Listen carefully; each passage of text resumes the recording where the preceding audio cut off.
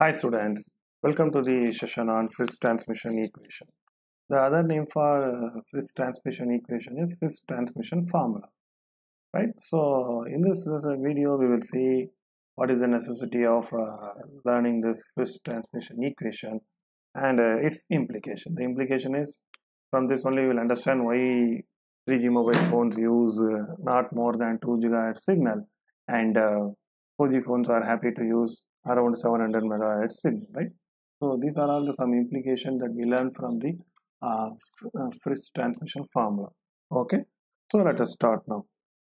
What is the first necessity of Friis transmission equation? Need for Friis transmission equation. Friis transmission equation is used to calculate the power received by an antenna.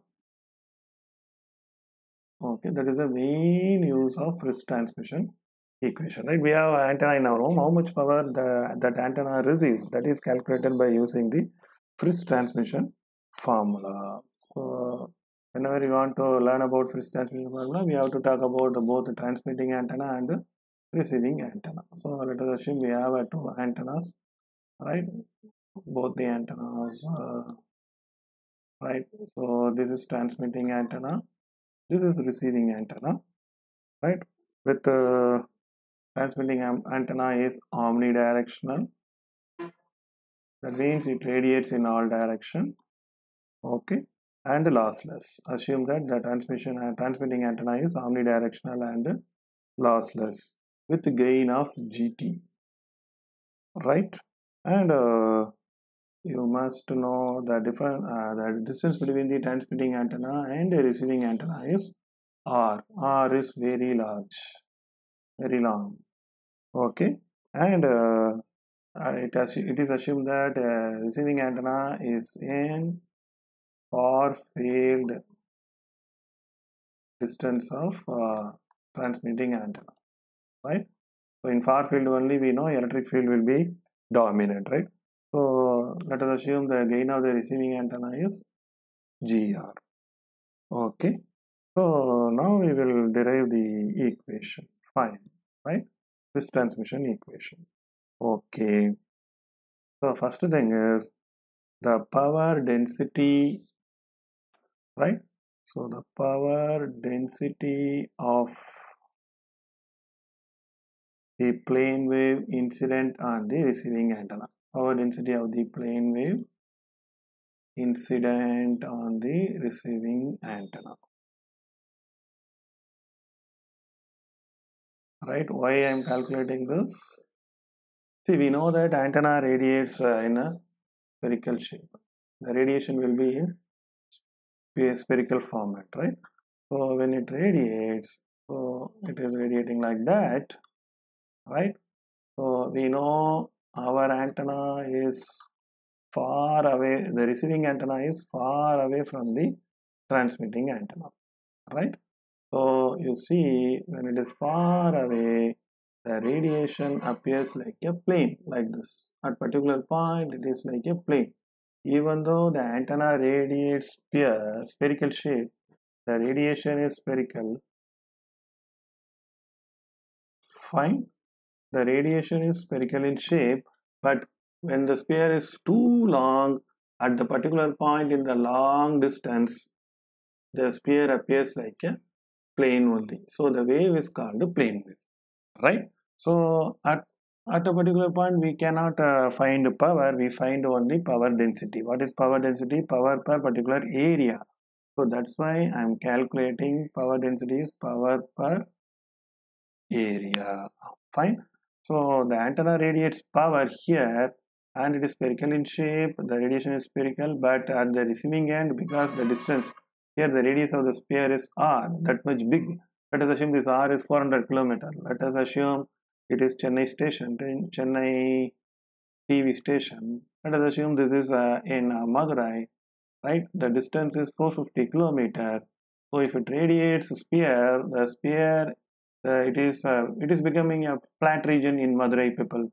So the wave is considered, the antenna in Madurai feels that is not a sphere, it is a plane, right?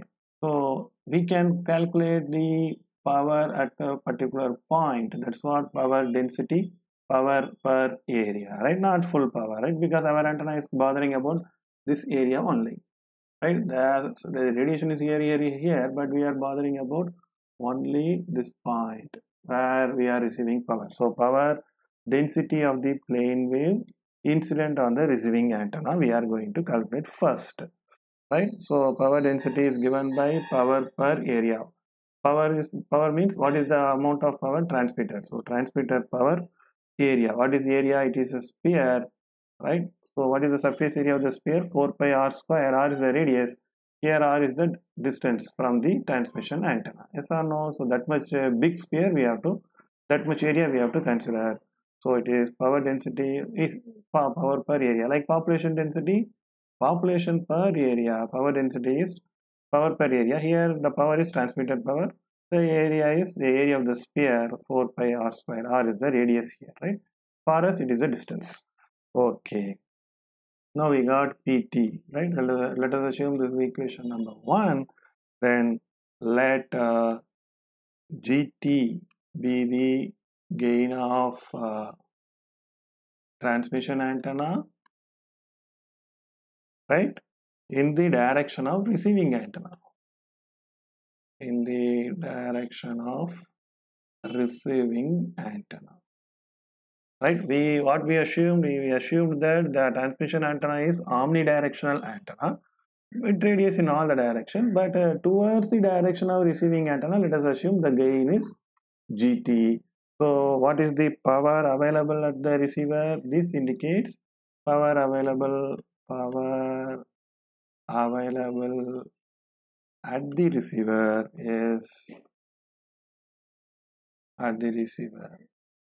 is P is equal to PT divided by, or we can say PA 4 pi r square, that must be multiplied by gain, right? So it is power radiator power density at the receiving end, right? And this is what power density at the receiving end. It is power available at the receiving antenna if the G is the gain of the GT is the gain of the transmitting antenna towards the direction of receiving antenna, right? This is power available, right? So this is the power available in the receiving antenna, where here at this point, let us assume at this point the power available is PT by 4 pi r squared into GT. Now we have to understand how much power received by the receiving antenna. For that we know we need effective aperture, that is defining the power capturing capability of antenna. So let A be the effective aperture. Hope you know what is effective aperture, right? A be the effective aperture of receiving antenna, right? So then if you know effective aperture, then we can calculate the power received by the antenna. The power received by the antenna is PR, that is given by PT by 4 pi r squared into GT, right? Multiplied by AE, that we know. What is the relationship between received power and effective aperture, that we studied in the effective aperture concept, right? So we know AE is equal to lambda squared by 4 pi into GR. AE is the effective aperture of the receiving antenna. We know the relationship between AE and gain. So AE is equal to lambda squared by 4 pi r into GR. Here we have to bother about receiving antenna. AE is a receiving antenna parameter. Please remember, right? So AE bothers about gain at the receiver only. To substitute this value, already we have equation number 1. This is 2, fine. This is 3. Right, AE is equal to this one. Substitute this in equation number 3. So PR is equal to PT GT GR. Instead of AE, substitute lambda by So lambda squared by 4 pi gr I have already substituted into divided by 4 pi r squared is there. 4 pi r squared is there. Here you see received power PR is equal to PT GT GR lambda. You see 4 pi whole square. 4 pi into 4 pi whole square r square. So I take everything common 4 pi r whole square. You see lambda means lambda square. 4 pi whole square, 4 pi into 4 pi whole square r square. So instead of this one I can write this is.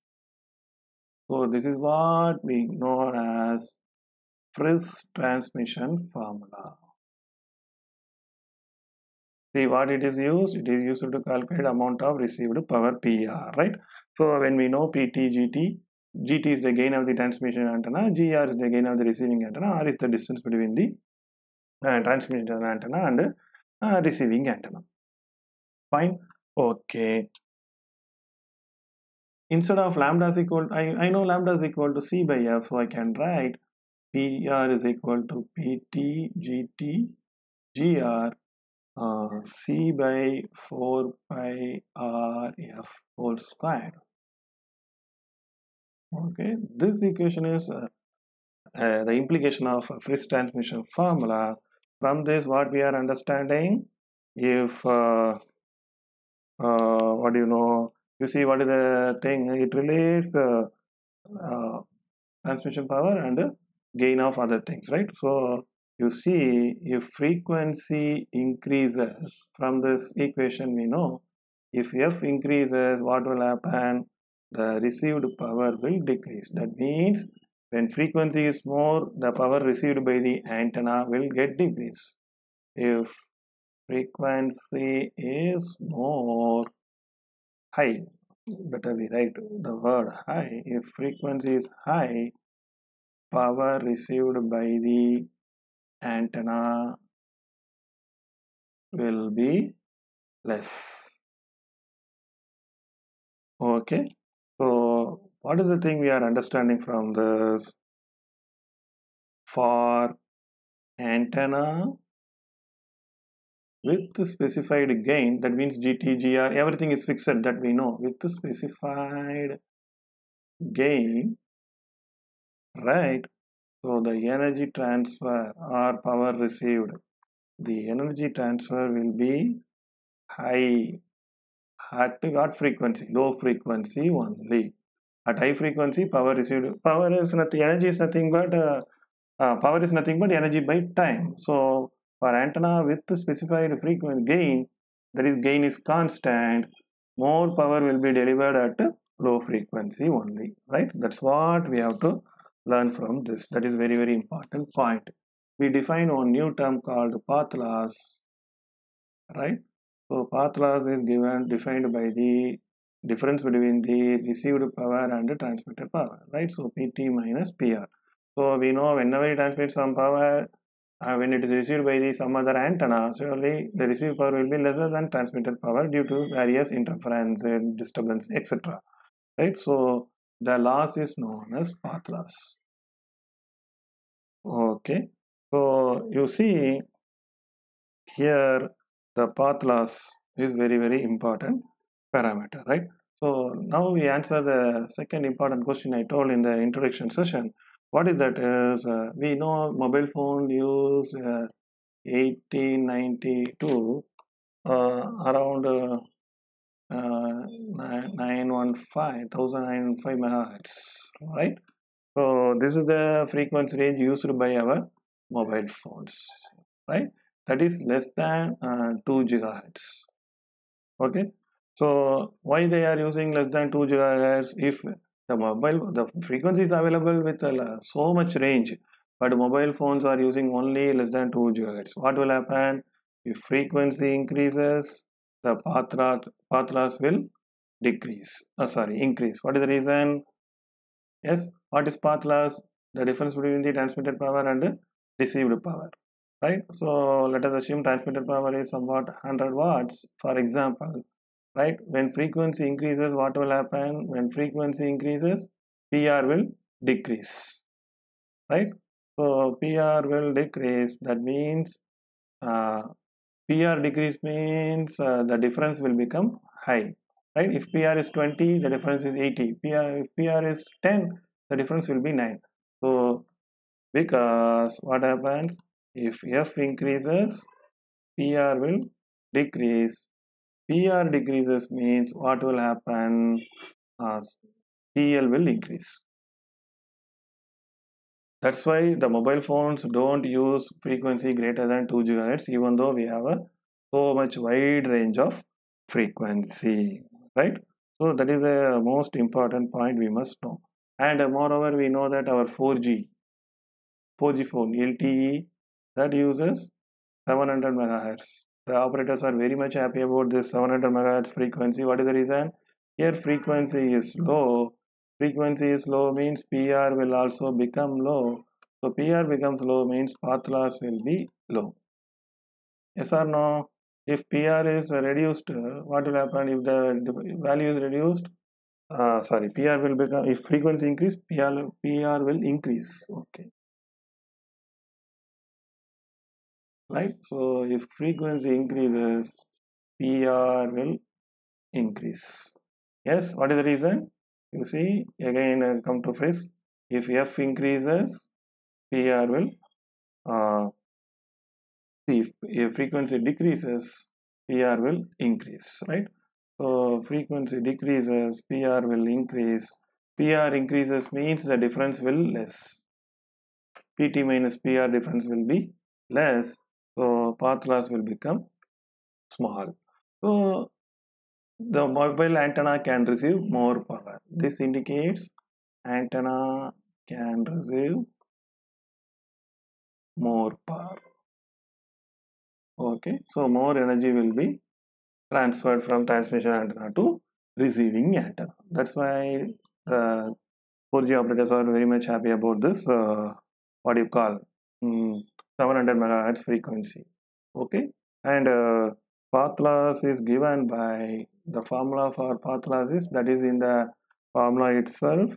It is nothing but lambda by 4 pi r power minus 2, which is nothing but 4 pi r by lambda whole square. This is the path loss factor. Fine. So we know what is Friis transmission formula. PR is equal to PT GT GR lambda by 4 pi r, right? But we are having path loss is lambda by 4 pi r power minus 2. So that means divided by path loss, right? So this is equal to PT GT GR path loss power minus 1. Okay. So this is the implication of Friis transmission formula. I hope you understand this concept. If you have any doubt, please ask me in comment section. Thank you.